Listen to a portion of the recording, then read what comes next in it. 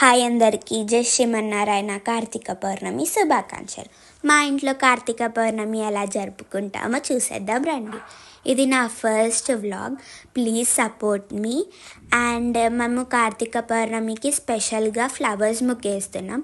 దానికి కావాల్సిన 2 రకాల బంతిపూలు, 2 రకాల చామంతి పూలు and rose and banana leaf. ఇది మనకి బయట నార్మల్గానే దొరుకుతుంది. అండ్ ఇక్కడ మా మమ్మీ దాన్ని స్క్వేర్ షేప్లో మంచిగా కట్ చేసుకుంటుంది.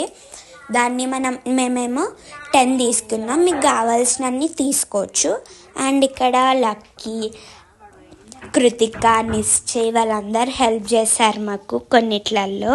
వాళ్ళు కనిపిస్తలేరు కానీ చాలా హెల్ప్ చేశారు వాళ్ళు.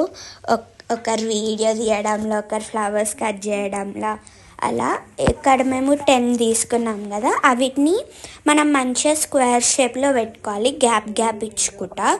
అండ్ ఇక్కడ నేను పెడుతున్నట్టు పెట్టండి. ఇక్కడ ఆ గ్యాప్స్లలో మనం కట్ చేసుకున్న ఫ్లవర్స్, తెంపుకున్న రోజు ఫ్లవర్స్ అవన్నీ పెట్టేసుకోవాలి. రోజ్ ఏమో నేను బయట అవుట్లైనింగ్గా పెట్టి దాంట్లోపల రోజ్ ఫ్లవర్స్ అంటే రోజు పెట్టాను బయట. అండ్ నార్మల్ బంతిపూలు అందులో వేసాను. 2 రకాలు ఉన్నాయి కదా, మనకి ఇష్టం వచ్చినట్టు వేసుకోవచ్చు. అండ్ ఇక్కడ చామంతి పూలు మిగిలాయి కొన్ని. సో వీటిని నేను బయట రౌండ్ లాగా చేసి అందులో ఆ రౌండ్లో ఒకటి దీపం ఉంటుంది కదా మనకి, ఆ దీపం పెడదాం అనుకున్నా. సో ఇక్కడ నేను అదే చేస్తున్నాను. ఇప్పుడు నేను ఆ లీవ్స్లలో కూడా దీపం పెడదాం అనుకుంటున్నాను. So how it comes let us see. So ఇక్కడ నేను దీపం పెడుతున్నాను.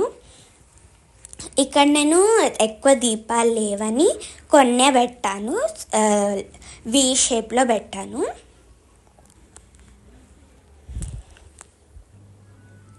అండ్ కొన్ని దీపాలు మనం లైన్గా బయట పెట్టుకుంటాం కదా, సో వీటిని గోడ పైన పెడతాం కదా, సో వీటికని నేను అవన్నీ రెడీ చేసినాను.